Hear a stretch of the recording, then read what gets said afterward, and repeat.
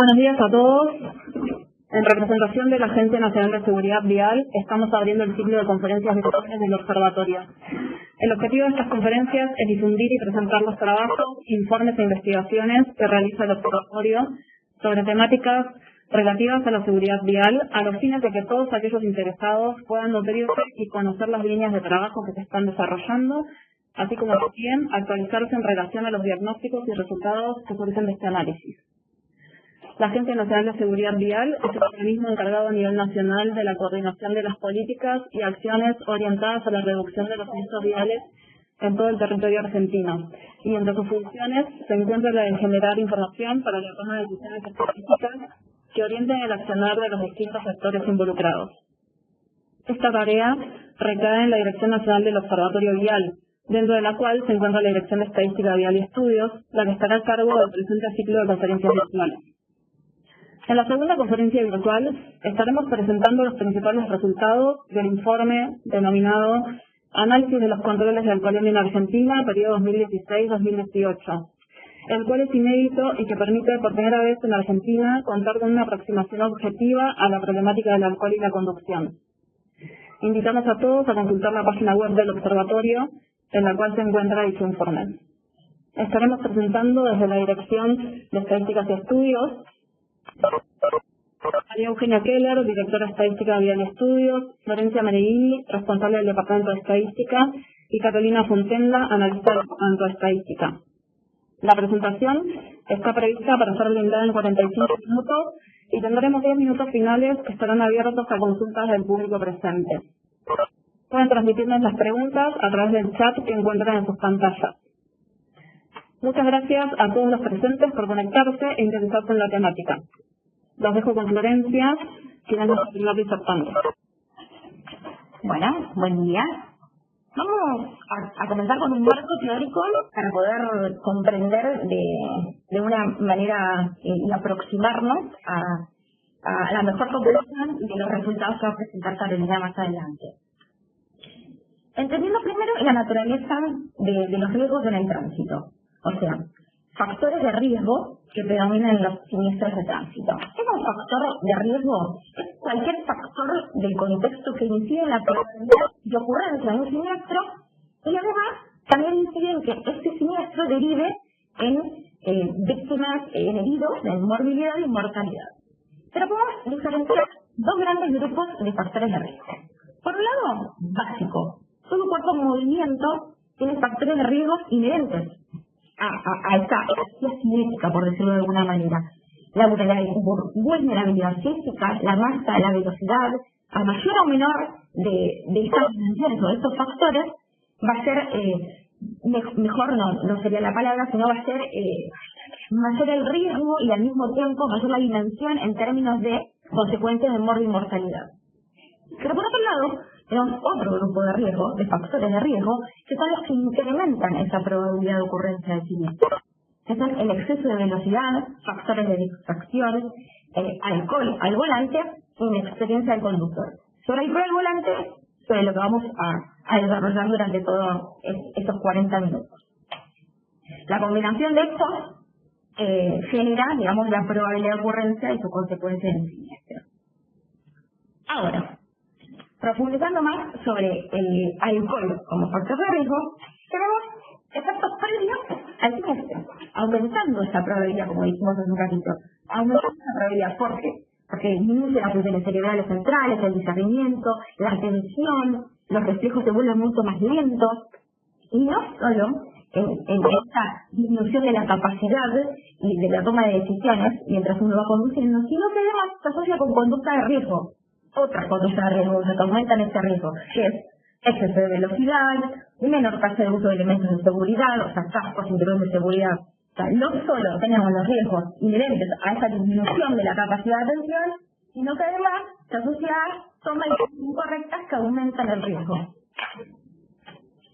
Esto lo podemos visualizar en un gráfico. Este gráfico, el que tenemos en el eje horizontal, la concentración de alcohol en sangre, y en el eje vertical, el riesgo relativo versus un conductor que no ha consumido alcohol, y podemos observar que el riesgo relativo de sufrir un siniestro de tránsito aumenta considerablemente a partir de los 0,5 gramos de alcohol por gramo. Pongámoslo por ejemplo, que conductores con 1.20, o podemos tomar el ejemplo de 40 veces probabilidad de sufrir un siniestro de tránsito versus un conductor que no consumió alcohol. Esto con respecto al siniestro. ¿Qué sucede? ¿Qué otros efectos posteriores? El diagnóstico,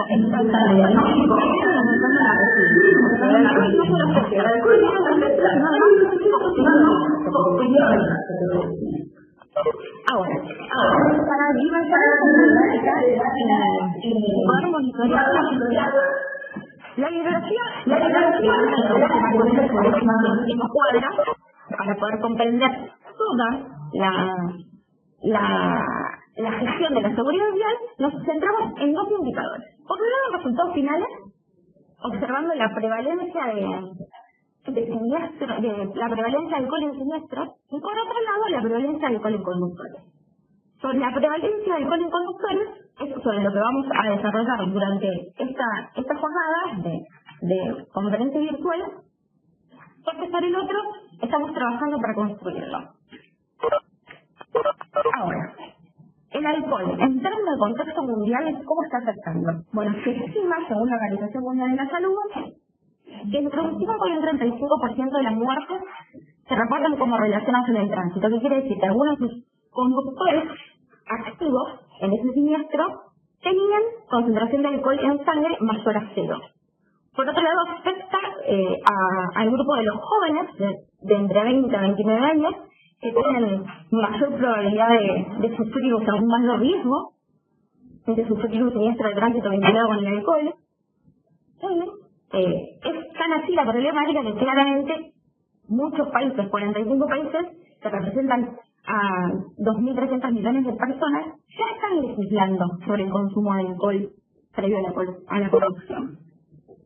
Entendiendo que, o dimensionando y comprendiendo cómo esto afecta el alcohol en la siniestralidad vial, en la inseguridad vial, vamos a poder ahora hacer lectura y poder tomar mayor comprensión sobre los principales resultados de los controles de alcoholemia que se reportaron en Argentina. Hola, buenos días. Habla Carolina Fontenda. Bueno, yo pertenezco a la Dirección de Estadística, el Departamento de Estadística, y tuve el honor de haber participado de este informe. Antes de empezar con los resultados, me gustaría extender nuestro agradecimiento a todas las jurisdicciones que son quienes nos comparten la información. Ya vimos que muchos de ustedes están conectados. Y sin la relación que tenemos con estas jurisdicciones, este informe no hubiese sido posible. Esto es un trabajo conjunto que hizo el observatorio con 38 municipios y 6 policías provinciales, y los resultados son de operativos realizados por estas jurisdicciones. También aprovechamos para agradecer a los integrantes del equipo que no están ahora en este momento acá, pero sí participaron en forma activa de todo el informe, a Mayra y a Agustina, que fueron quienes tuvieron la relación con las jurisdicciones, a Daniel y Luz, que son quienes estuvieron trabajando activamente en el procesamiento y análisis.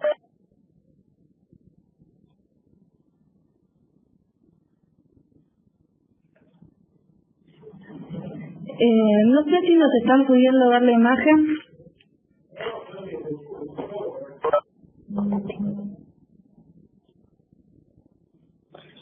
Perdón, tuvimos una pequeña desconexión.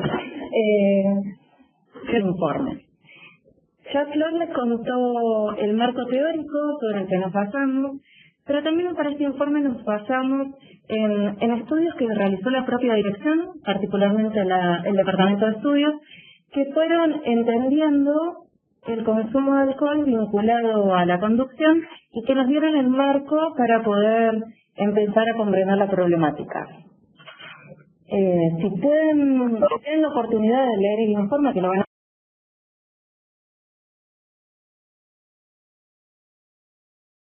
a todo el marco teórico, tanto internacional como este marco teórico más local. ¿Qué fue lo que en sí motivó la realización del informe?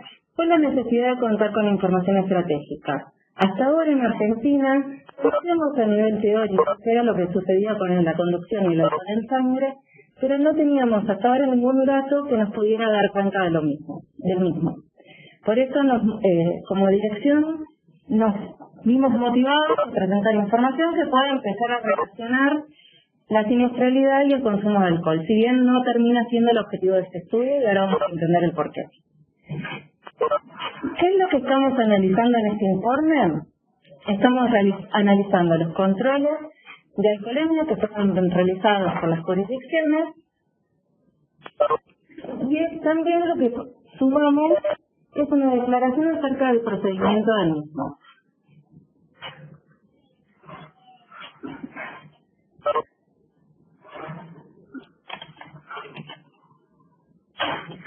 Para la realización del informe analizamos dos fuentes. Por un lado, como ya les contamos, para realizar este informe contamos con la necesaria colaboración de las jurisdicciones. Nosotros mantenemos con muchas jurisdicciones del país una relación en la que ellos nos comparten información estandarizada a partir de una planilla realizada por el observatorio acerca de los controles y los operativos de control que realizan. A esta misma fuente, que son los responsables de la planificación, les aplicamos una encuesta declarativa para entender un poco más en mayor profundidad lo que tenía que ver con la instancia previa de los controles. Y por otro lado analizamos las estadísticas de los controles. Para esta etapa decidimos únicamente analizar los controles en sí y no todo el contexto del operativo de control, que es algo que tenemos pendiente para la próxima tirada de este informe. Vamos a los principales resultados. Primero empezar a entender qué pasó con la encuesta de los responsables. La encuesta nosotros la trabajamos sobre 3 dimensiones. La primera de ellas era la disponibilidad de recursos. Y acá por recursos tomamos tanto lo que tuviera que ver con los recursos humanos como los tecnológicos. Particularmente los recursos humanos lo que queríamos mostrar era la percepción que tenían los responsables de la planificación acerca de la capacitación de los agentes. Y esto, como primer noticia, nos encontramos con un panorama muy orientador. Encontramos que, si bien hay que entender que esto fue una encuesta declarativa y que el universo fue pequeño, porque fueron 46 casos la muestra, podemos llegar a dimensionarlo y pensar lo que podría llegar a suceder lo mismo en el resto de los municipios. Lo que nos encontramos, el primer dato, es que 8 de cada 10 responsables consideran que sus agentes reciben capacitación en forma periódica. Esto a nosotros nos dio un primer puntapié para entender de que hay cierta conformidad con la capacitación y que no sienten que haya que reforzarla. Recordamos que estos datos son declarativos y que están los responsables, lo estamos considerando en este momento a los agentes. Y eso sería un desafío para nosotros como organismo poder sumar la opinión de ellos en una próxima oleada. Por otro lado, les preguntamos cuál era la percepción que tenían del nivel de conocimiento acerca de 3 aspectos. Por un lado, la normativa. ¿Por qué es importante la normativa? La gente tiene que poder situarse frente a una persona que es controlada y tiene que poder argumentar y especificar el porqué del control y el porqué de las consecuencias. Al respecto, nos encontramos que 9 de cada 10 consideraba que este nivel de conocimiento de los agentes era bueno o muy bueno. También les preguntamos acerca del conocimiento que poseían de la tecnología, y acá cuando hablamos de la tecnología estamos directamente hablando del aparato o del dispositivo que se utiliza para medir la prueba de alcohol. En este caso son los alcoholímetros. Y también encontramos que el nivel de conocimiento de los agentes para los planificadores era muy alto. Lo mismo sucedió con el aspecto medio, que fue la resolución de los conflictos. ¿Por qué este aspecto es importante? Sabemos que muchas veces, como parte de nuestra cultura como argentinos, no estamos tan dispuestos a seguir las normas. Entonces, poder estar entrenados los agentes para resolver cualquier conflicto en una situación desfavorable que la persona controlada reconozca como desfavorable es un aspecto muy importante. Dentro de esta dimensión, si bien no lo pusimos acá en este slide, también medimos aspectos vinculados a la cantidad de alcoholímetros que posee cada municipio, a la cantidad de agentes que están destinados y si poseen clases de estacionamiento y grúa. Lo que nos explica es que hay disparidad de acuerdo al tamaño de las jurisdicciones. Esas jurisdicciones más grandes cuentan con más alcoholímetros, con más agentes y todas las plazas de estacionamiento y grúa. A medida que las jurisdicciones sigan decayendo en tamaño, era menor la cantidad de recursos con los que se disponía.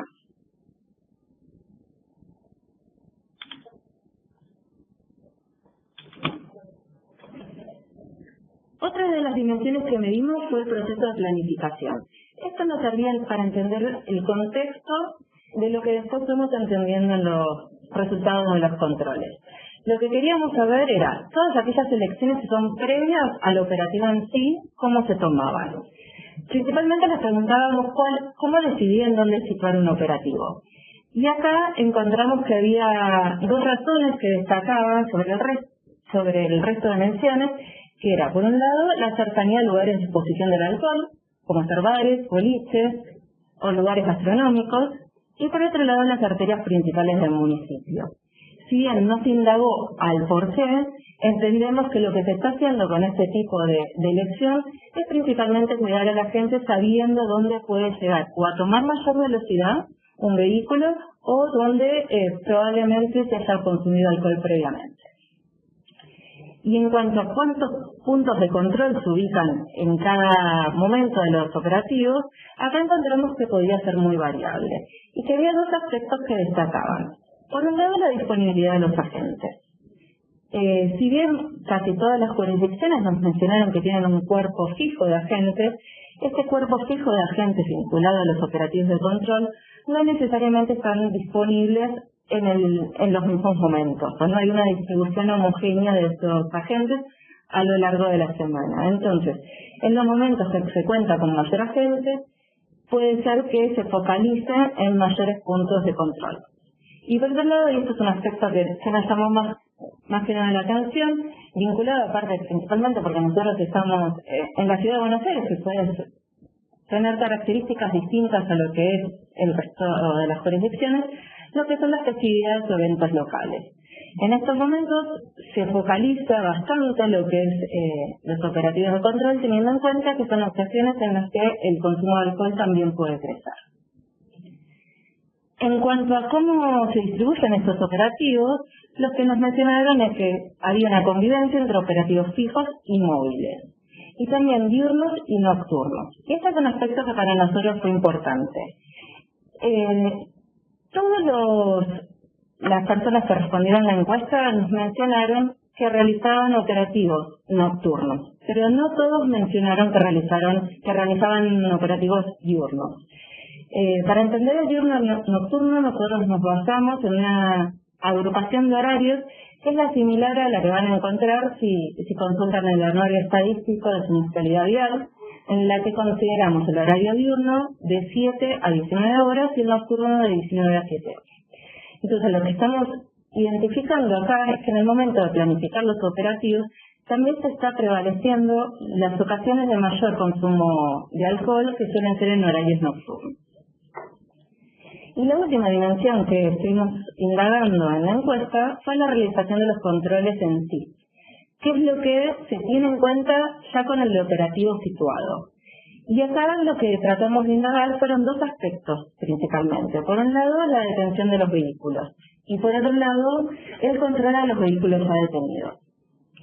Con la detención de los vehículos, lo que nos respondieron los planificadores es que la detención es mayoritariamente aleatoria. Esto es, no hay un criterio fijado de antemano para decidir qué vehículo detener.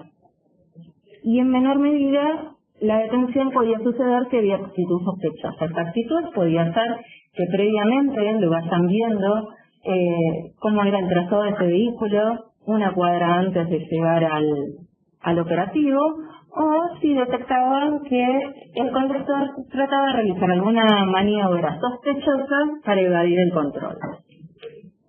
Y en cuanto a si se controlaban a todos los vehículos detenidos, lo que encontramos es que generalmente sí. Una vez que el vehículo se detiene, se controla. Eso fue algo bastante común en todas las respuestas que obtuvimos. Entonces, lo anterior, ya dijimos, fue debido a la encuesta y lo que nos permitió fue entender un contexto en el que se suceden los operativos de control. Ahora, realizamos también un análisis estadístico de los controles que se han realizado. Y acá es donde empezamos a encontrar algunos vínculos y a entender un poco más por qué se decide la planificación de determinada manera. Entonces, lo primero que encontramos es que, coincidiendo con lo que nos declaraban los responsables de los operativos de la planificación de los operativos, es que la mayoría de los conductores controlados sucedieron en horario nocturno.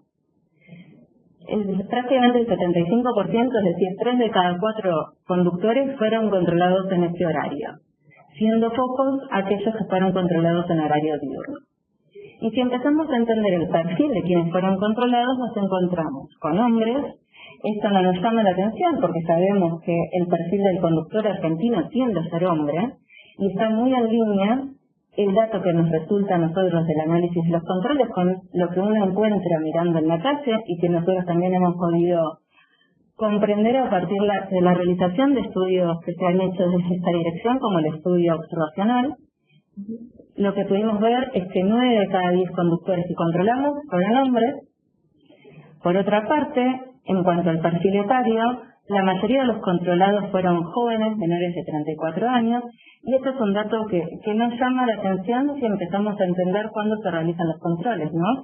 Si sumamos que los controles se realizan en horario nocturno principalmente y cerca de zonas de bares, boliches, zonas gastronómicas, sabemos, no hace falta tener un estudio ad hoc hecho para esto, de que la mayoría de la gente que sale acostumbra a ser jóvenes.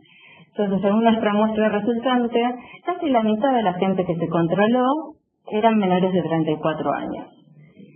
Y por otro lado, otro dato que a nosotros nos resulta interesante es entender esta información a partir de los vehículos que fueron controlados. Y ahí lo que destacamos es que la mayoría, más de 8 de cada 10 vehículos, fueron vehículos particulares. Cuando nosotros hablamos de vehículos particulares nos referimos a un auto liviano, un vehículo liviano, y eso tiene una sobre representación con lo que es el parque vehicular en condiciones de conducir. Los vehículos controlados fueron el 84%, decíamos, particulares, y si nosotros esto lo comparamos con el parque activo, vemos que el 75% de los vehículos actualmente corresponden a este tipo de vehículos. Y lo que vemos que está bastante subrepresentado son las motocicletas, siendo que las motocicletas resultan un problema actualmente vinculado a la siniestralidad vial, ya que son, según los datos del último anuario estadístico, la principal víctima de la siniestralidad vial. Actualmente el parque en Argentina de motovehículos, ronda el 33%. En este caso nosotros pudimos controlar, según el perfil de la muestra, un 6% de motovehículos, lo que nos llama la atención y nos invita a repensar un poco cómo se están dando actualmente los controles.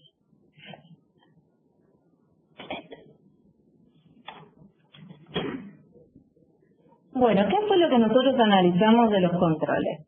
Nosotros lo que tuvimos en cuenta para hacer el análisis de los controles fue lo que dice la Ley Nacional de Tránsito número 24.449.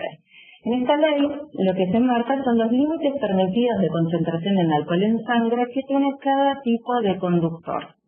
Entonces tenemos para un caso de conductores particulares un límite de 0,5 gramos sobre litros de alcohol en sangre, para el motovehículo 0,2 y para el caso de los profesionales 0. ¿Por qué el motovehículo tiene un límite menor? Eso tiene que ver con la vulnerabilidad y el equilibrio que necesita este tipo de conductor para poder manejar y manipular el vehículo. Y ahora sí, vamos a los resultados. Entonces, si tenemos en cuenta estos límites establecidos por la ley que recién mencionamos, el primer resultado, el primer hallazgo que tenemos es que no estamos tan mal como podríamos haber pensado en un principio. Casi el 85% de la gente que fue controlada no tuvo alcohol en sangre, y de los que sí tuvieron alcohol en sangre, principalmente superaron el límite permitido para su tipo de licencia. 1 de cada 10 conductores controlados estaba conduciendo por arriba de lo que indica la ley. Sobre este porcentaje es sobre el que nosotros, tanto desde Nación como cada una de las jurisdicciones en particular, tenemos que empezar a trabajar en forma conjunta para bajar este número y que sea 0. Para lograr esto, lo que nosotros pensamos es que tenemos que saber quiénes son y en qué tipo de vehículos están manejando. Entonces, lo que empezamos a entender era, ya sabemos a quiénes controlaron, ahora veamos quiénes fueron los que dieron en mayor medida resultados positivos. Y por resultados positivos nos referimos a controles de alcoholemia positivos que superen el límite permitido. Lo que encontramos es que los jóvenes y los hombres fueron el perfil que destacó en mayor medida con resultados positivos. Y esto les quiero colaborar la lectura del gráfico que ven enfrente. Lo que vemos es que para la total muestra que nosotros estamos analizando, el resultado fue de 9,4 de alcoholemias positivas. Ahora, si lo empezamos a ver al interior de los perfiles, vemos que entre los jóvenes de 16 a 24, si nosotros hacemos un zoom y nada más miramos este segmento, el resultado positivo se va a 11,2. Y si miramos entre los jóvenes de 25 a 34, este número se va a 12,7. A partir de los 35 años, este número empieza a decaer, siendo muy bajo realmente en los mayores de 65 años. ¿Qué pasa si miramos este resultado por sexo? Vemos prácticamente que los resultados positivos de los hombres duplicaron al de las mujeres. El número que vemos de los hombres, 9,9, es tan cercano al 9,4 porque recordemos que la muestra tenía mayor presencia de hombres que de mujeres. Pero si nosotros hacemos el zoom y nos focalizamos en cada uno de estos perfiles y decimos, bueno, quiero analizar qué sucedió con los hombres sin tener en cuenta a las mujeres, vemos que el 9,4 que teníamos antes ahora crece hasta un 9,9, y si hacemos lo mismo con las mujeres, vemos que este número decae a 5,2. Esto ya nos empieza a dar un poco de pautas hacia quién debiéramos dirigir las campañas.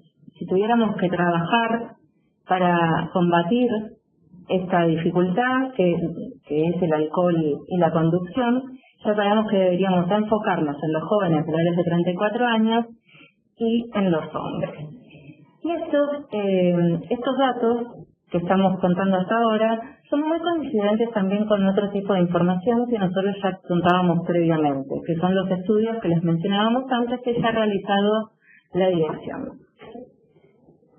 En forma declarativa, la población había contado ya en una encuesta realizada en el año 2016 que cerca de 1 de cada 10 personas acostumbraba a beber y a conducir. Si bien estos eran datos declarativos y podían llegar a crecer por el sesgo de cortesía, encontramos que son muy coincidentes con los identificados en este estudio. Por otra parte, en este estudio, llamado estudio sociocultural, que los invitamos a bajar de la página y leerlo porque tiene información muy rica sobre varios aspectos, en este estudio también se había identificado que eran los jóvenes quienes tenían una mayor declaración de la conducta vinculada al consumo y a la conducción. Por ese motivo, la dirección y el Departamento de Estudios realizó otro estudio ad hoc que vincula, para entender en profundidad la relación que había entre los jóvenes y el alcohol, que también los invitamos a leer y que resultó ser un marco teórico interesante para analizar esta información. En cuanto a los horarios, encontramos que los resultados de alcoholemia positiva también crecen en el horario nocturno, y eso de lo que nos habla es que cuando se está decidiendo en qué momento realizar los controles, si se está tomando en cuenta cuándo vamos a encontrar mayor consumo de alcohol, se está llegando a ese resultado. Si tenemos en cuenta que este consumo con alcohol está asociado, es un factor de riesgo, la verdad es que están siendo bien dirigidos los operativos de control. Ahora, si empezamos a observar qué pasó al interior de los distintos tipos de conductores, empezamos a encontrar un panorama bastante distinto. Y acá nos llama la atención cada uno de los perfiles en particular. En cuanto a los particulares, lo que encontramos era lo que ya habíamos visto a nivel total. Alrededor del 10% de los particulares están conduciendo con alcohol en sangre, superior al indicado por la ley. En el caso de los motociclistas, esta relación crece en forma bastante significativa, pasando a ser 1 de cada 4 conductores de motocicletas, y en el caso de los profesionales, con resultados similares a los particulares.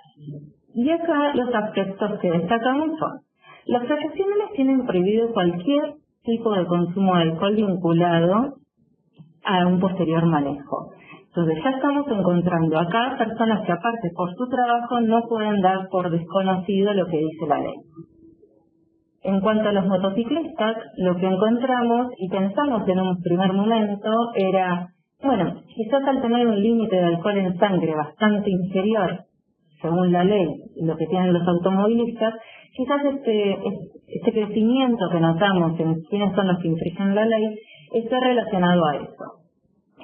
Pero no, el nivel de CAS encontrado fue similar al de los automovilistas. Esto a nosotros lo que nos da la pauta es que no importa qué tipo de vehículo uno vaya a conducir, el consumo que se hace de alcohol está siendo similar y no tiene en cuenta el medio de locomoción que tengamos después. Esto de cómo lo podemos deducir nosotros es mirando el promedio. Para calcular el promedio lo que hicimos fue, nos quedamos únicamente con los casos que dieron positivo y ahí analizamos cuál era el promedio de los valores de alcohol en sangre. Encontramos que en el caso de los particulares era 1,12, en el caso de los motociclistas 1,01 y en el caso de los conductores profesionales 0,86. Es decir, que estamos en valores muy similares para los 3 tipos de conductores. Ahora, otro dato que para nosotros fue muy interesante observar era lo que estaba referido con la moda. La moda, para hacer un rápido recuerdo estadístico a todos, es aquel valor que más se repite en una distribución. Entonces lo que encontramos era acá que coincidía el mismo valor tanto para los automóviles particulares como la moto, estando en 0,6. Esto lo que nos da las pautas es empezar a pensar también campañas que estén vinculadas a dar un mayor conocimiento de cuáles son los límites y cuáles son los límites para cada tipo de vehículo.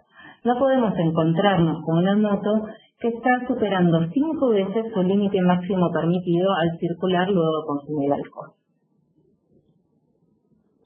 Por otra parte, lo que quisimos hacer es también entender al interior de cada uno de estos tipos de conductores cuál era el perfil sociodemográfico que en mayor medida poseían CAS positivos.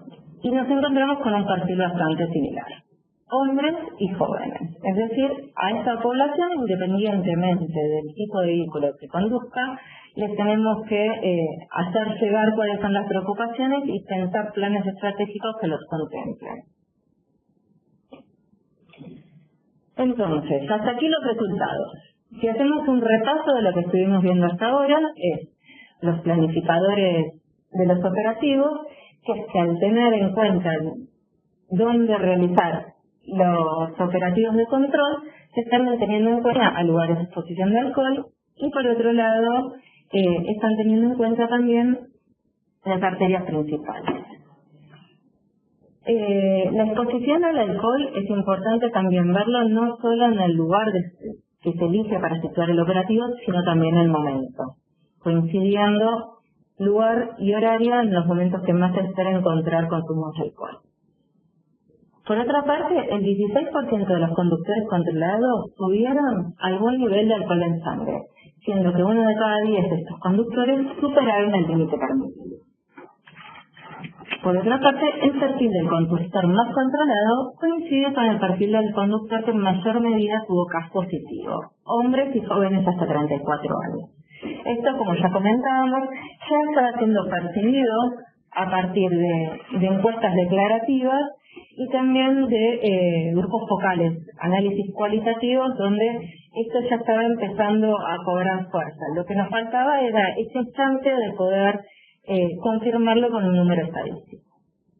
Por otra parte, al mirar el tipo de conductor, los conductores de motovehículos destacaron por su mayor nivel de CAS positivo. Como ya vimos, 1 de cada 4 conductores superaron el límite.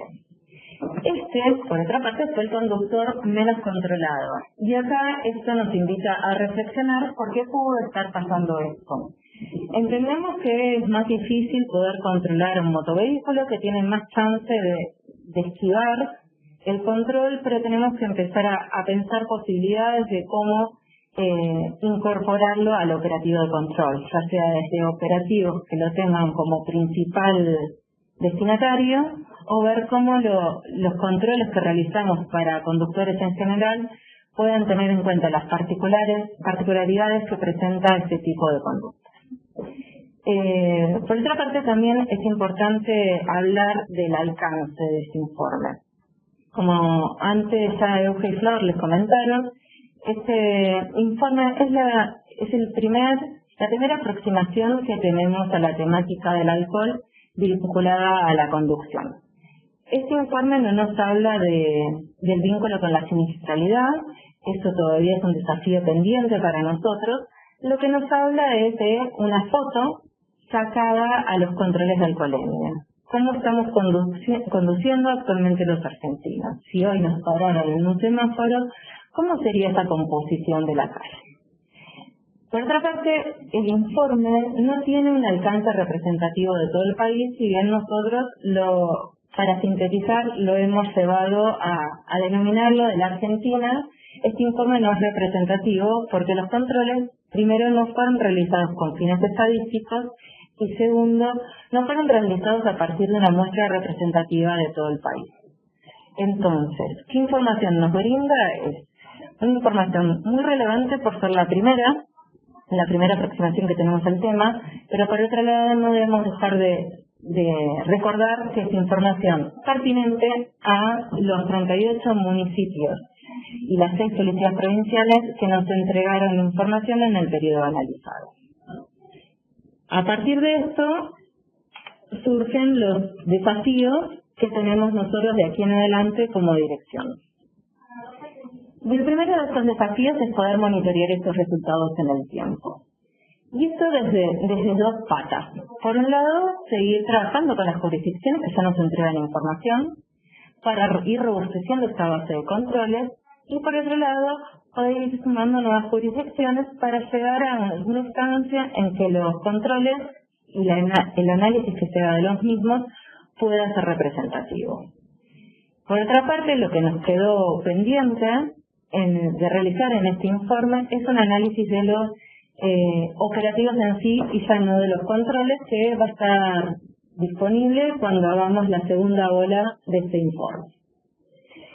Por otro lado, para nosotros también, pensando en este futuro nuevo análisis a realizar, es importante conocer las políticas públicas locales.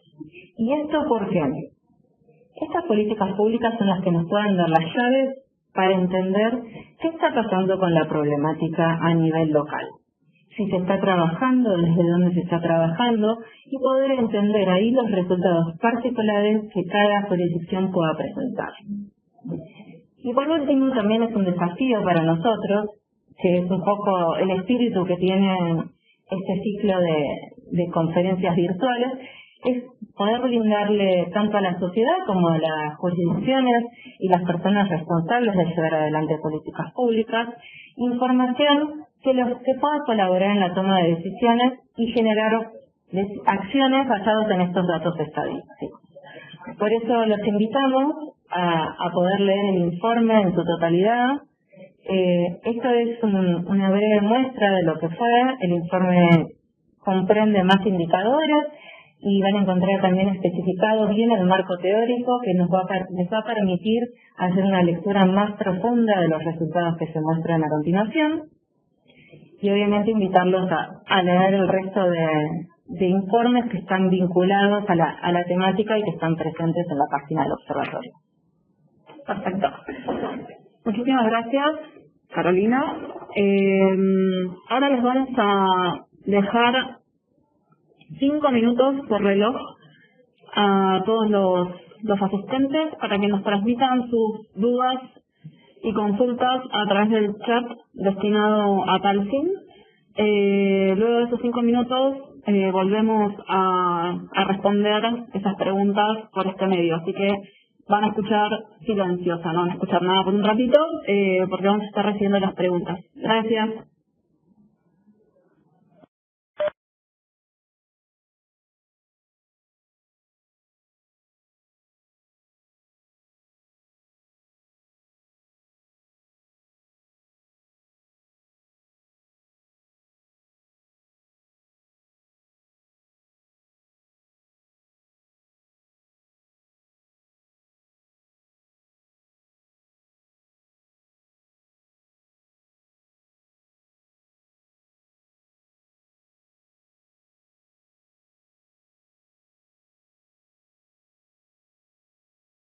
Para que vos digas después, Sergio, es falta de responsabilidad.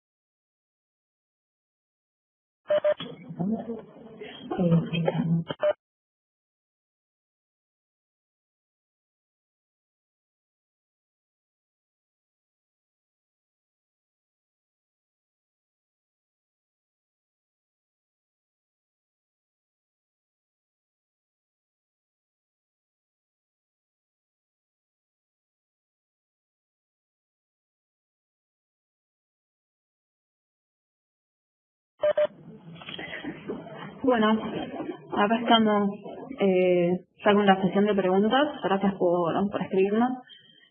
Bueno, primero nos consultan aquellas jurisdicciones que quieran participar, cómo pueden participar también alimentando a esta base de datos nacional. Bueno, los invitamos a escribirnos un correo electrónico a la siguiente dirección, con el nota por favor, estadística alco, hay dos A, ¿no? Estadística alco,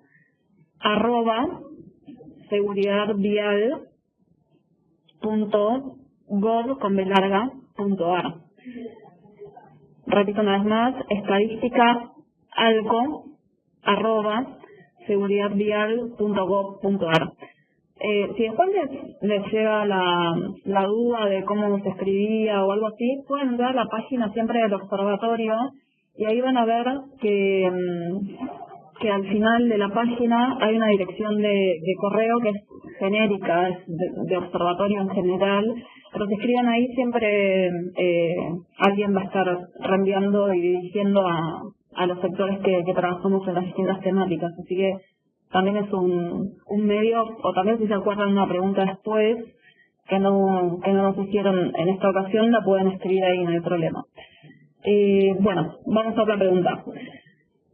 ¿Es posible decir, en base a lo que se presentó, que el alcohol es uno de los principales factores de riesgo de la siniestralidad en la Argentina? Bueno, esta se la dejamos a Flor, que nos estuvo contando un poco sobre los factores de riesgo en general.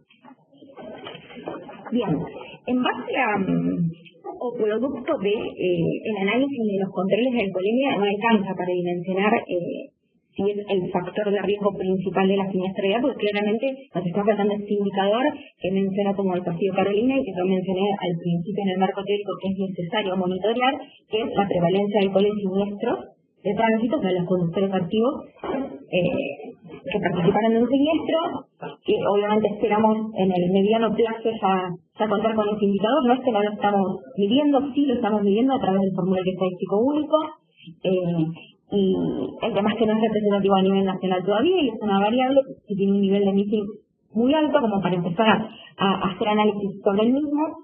Ahora, si vinculamos la encuesta de factores de riesgo que hace el Ministerio de Salud, vinculamos los estudios que realizaron el Departamento de Estudios de esta dirección y además vinculamos los resultados de control de alcoholemia, vemos que claramente hay un consumo y existe un consumo de alcohol preocupante y luego conducción que se nos puede situar, y al margen, el marco teórico ya lo sitúa como principal, por lo tanto trabajar sobre el mismo sería muy útil como un factor de riesgo en nuestro país.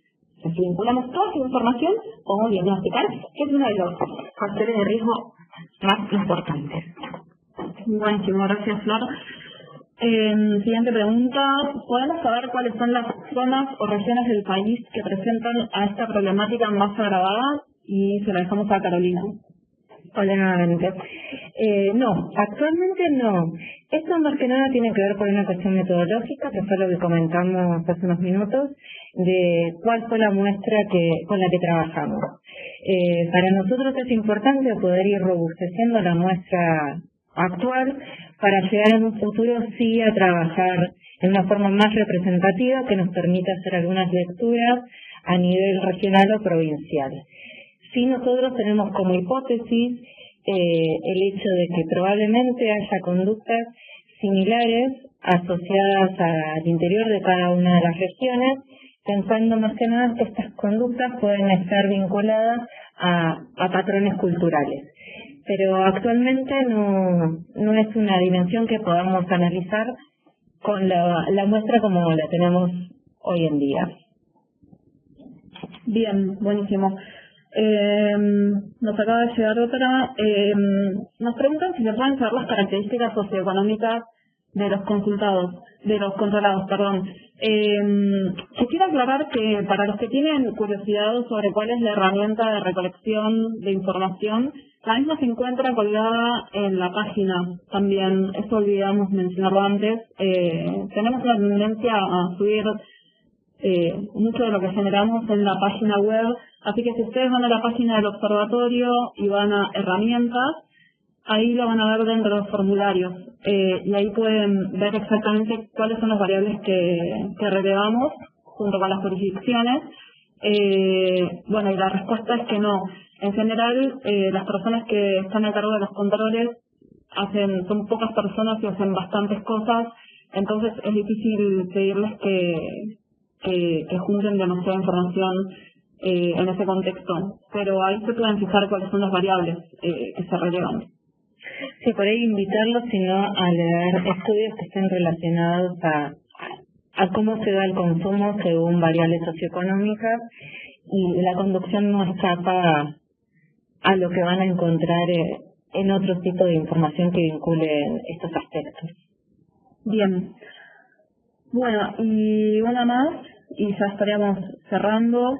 Si nos quieren escribir, háganlo ahora o también nos pueden mandar un correo. ¿Cuántos controles se debieran realizar por año? ¿Se tiene un parámetro de cuántos serían los recomendados? ¿Se le dejan estar claro también? Lo que nos dice la literatura vinculada a la temática es que lo recomendado es un control por cada licencia que haya en una jurisdicción dada. Sabemos que a nivel de cada jurisdicción podemos tener distintos escenarios en donde no está actualmente dimensionados cuántos son los controles que se realizan durante un periodo dado, y en aquellos casos que sí pueda estar dimensionada este aspecto, quizás se encuentra lejos de esta recomendación. En este caso, lo que nosotros sugerimos es ir teniendo como pequeños pasos y plantearse objetivos alcanzables. Si hoy hago determinada cantidad de controles que equivalen a tantas licencias, me propongo para el siguiente periodo, no sé, crecer en un 10%, crecer en un 15%, y poder ir haciendo ese monitoreo año a año para tratar de alcanzar ese objetivo. Sabemos quizás que para los que no están todavía midiendo de esta manera, pensar en un control por cada licencia es demasiado ambicioso, y como recomendación nos parece más práctico ir de a poquito que ir a jugarnos por todo. Bien, sí, sin duda el primer paso es tener las estadísticas, así que ahí los podemos ayudar si desde alguna jurisdicción necesitan ayuda, nuevamente nos pueden escribir y bueno, estaremos respondiéndoles a lo abreviado. Pero el primer paso en todo esto para trabajar mejor la seguridad vial es contar con la información. Así que, bueno, estamos en contacto, seguiremos con estas conferencias virtuales. Gracias por estar del otro lado, y para nosotros es muy importante también darle difusión y que hablemos sobre este tema todos los que estamos involucrados en encontrar las soluciones. Gracias.